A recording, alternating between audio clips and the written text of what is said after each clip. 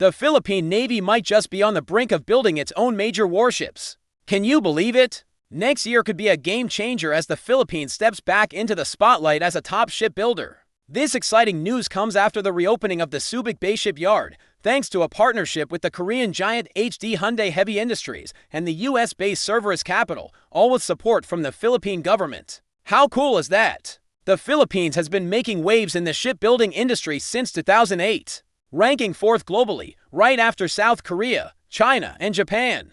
The country contributes about 1.6% to the world's ship production, cranking out over 100 ships each year and totaling around 5,900 gross tonnages. As of 2021, there are 118 registered shipyards, with 17 of them falling into the medium to large category, spread across the country's three main island groups, Luzon, Visayas, and Mindanao. These regions have coastlines and seabeds that are super friendly for big ships. Plus, the country's ports and anchorage areas offer safe havens for vessels. Especially during those intense typhoons, the Philippine government is really dedicated to bringing back the shipbuilding industry, aiming to boost our competitiveness in this capital and labor-heavy field. Industrial sectors. The reopening of the Subic Bay, particularly the shipbuilding capabilities touted as one of Asia's largest shipbuilding facilities, will boost Manila's future capacity in building its own major warship vessels, while its South Korean operator views as a future strategic hub for its expanding relationship with the United States. The Subic Bay Shipyard is also seen as a potential global hub for the Mazda initiative of the United States,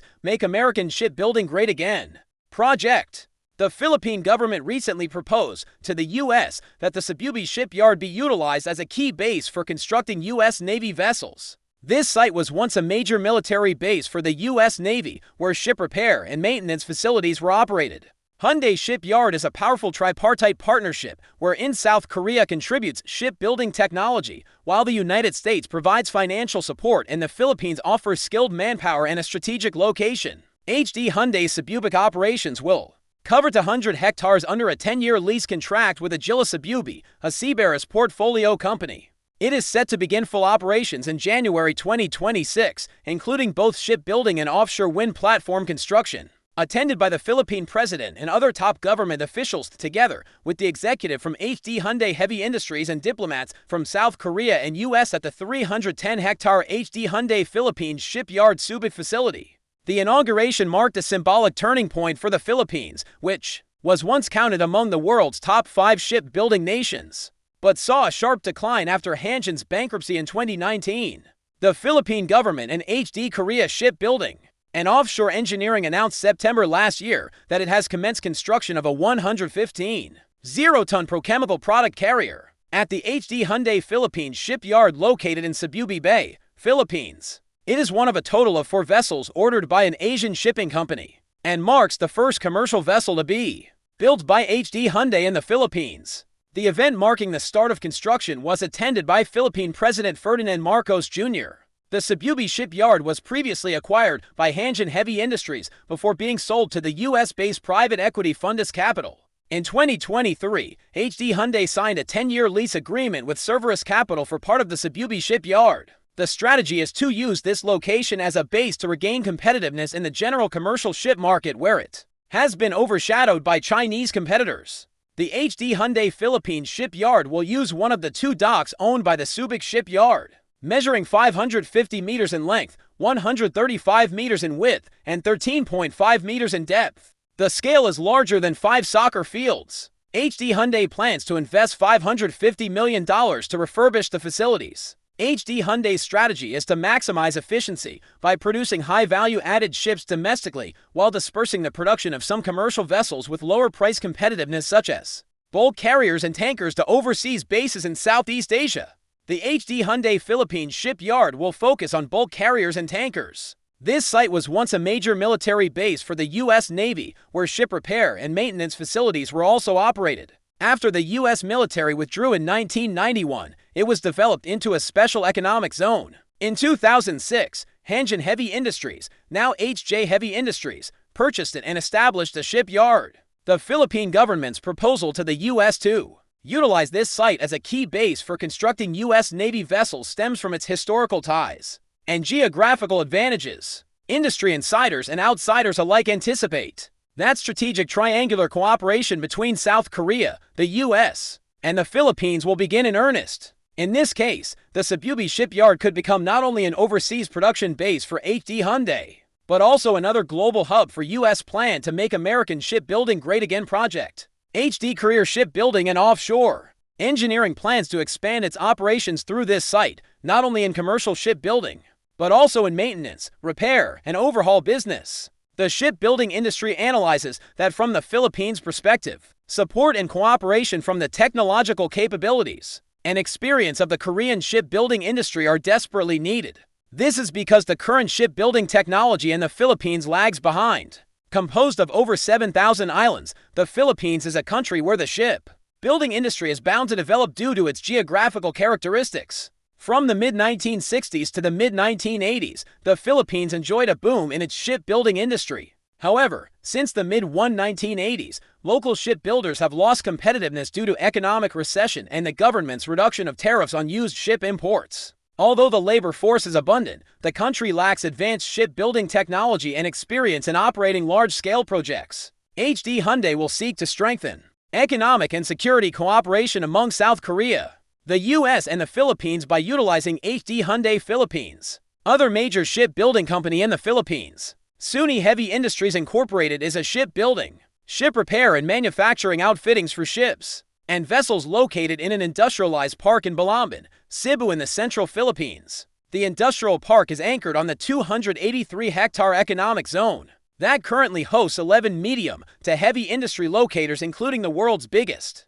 shipbuilding firms in the world such as Suni and Olive Australia. This makes Balamban, located 50 to 0.8 kilometers west of Cebu City, the shipbuilding capital of the Philippines. The industry of shipbuilding and ship repair is barred on a globally competitive standard, which will further harden the world-class services the country of the Philippines has to offer. The ship repair and shipbuilding business is set to a full throttle to be sought ahead by more foreign and local clients. Speaking at the former U.S. Naval Base home, President Ferdinand Marcos said his government was reviving shipbuilding in the country with the new facility, touting a near doubling of capacity to 2.5 million tons. This means that Philippines can now accommodate vessels with higher volumes, boost their export potential, and create more jobs for Filipino workers. Marcos told an audience that included the U.S. and South Korean ambassadors. By 2030, HD Hyundai is looking forward to employ 4,300 Filipinos and would play a crucial role in regaining competitiveness of the Philippines in the production of the bulk carrier and tanker segments,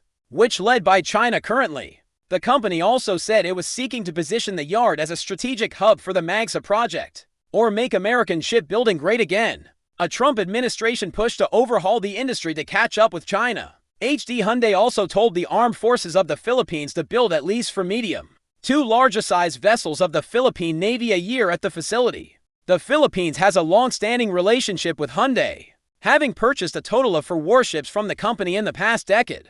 Earlier this month, it took possession of the first of 2 Corvette-class warships with advanced weapons and radar systems from the company amid growing pressure from Beijing in the disputed South China Sea. How important is Subic Bay to Philippines and U.S. Indo-Pacific strategy to counter China's growing threats? Amid increased tensions with China over territorial disputes and a realization of its lackluster defense capabilities, Manila has committed to the re-establishment of military infrastructure at Subic Bay, with its strategic location adjacent to the South China Sea, particularly in Scarborough Shoal. The Philippines established the Subic Bay Naval Operating Base in 2022.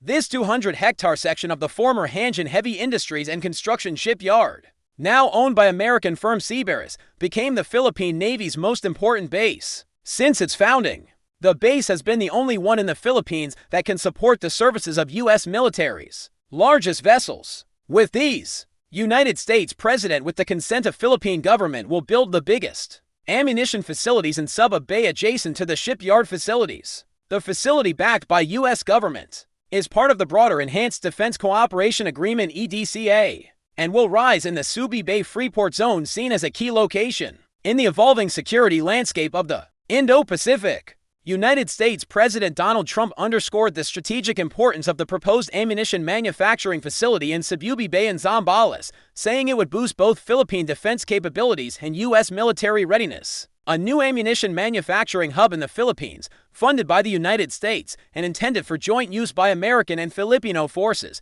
has already been quietly approved, expanding military cooperation amid rising tensions in the South China Sea. The revelation confirms that the project, seen by both sides as a keystone of defense and economic cooperation, has advanced beyond preliminary discussion. The Philippine leader told reporters after his meeting with U.S. President Donald Trump at the White House that the plan for the facility had been agreed upon almost a year ago.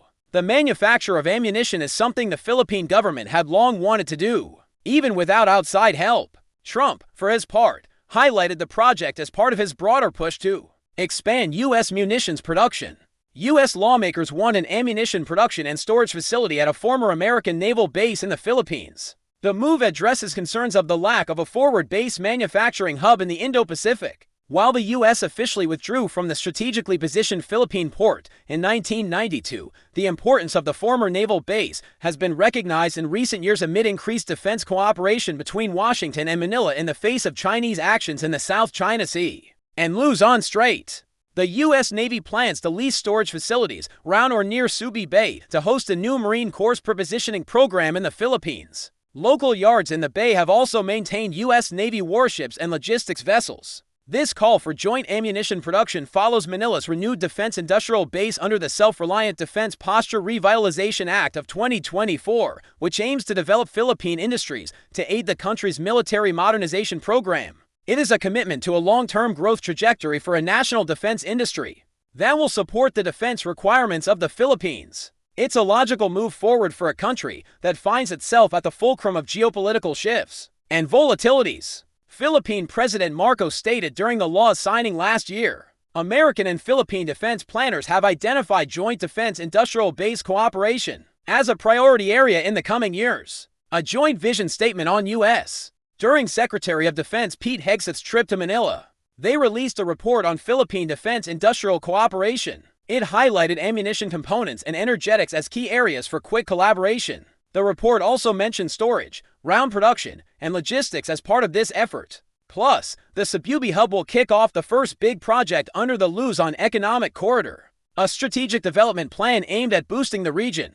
Boosting industry and connectivity in the northern Philippines is a big deal. While Manila sees economic perks, some folks worry that the Subic Bay facility could make the Philippines a target in any U.S.-China clash. The partnership with the Philippines is super important for the U.S. Indo-Pacific strategy, thanks to its key spot as a southern anchor of the first island chain and a link between Japan and Australia. Plus, the long history between the U.S. and the Philippines adds to the mix. The security and prosperity of the Philippines really matter for the U.S.'s reputation. As a global power, the U.S.-Philippine alliance is more important than ever, and it needs to be strengthened. Through real actions, not just talk. Saying the alliance is solid is one thing, but actually proving it is what counts.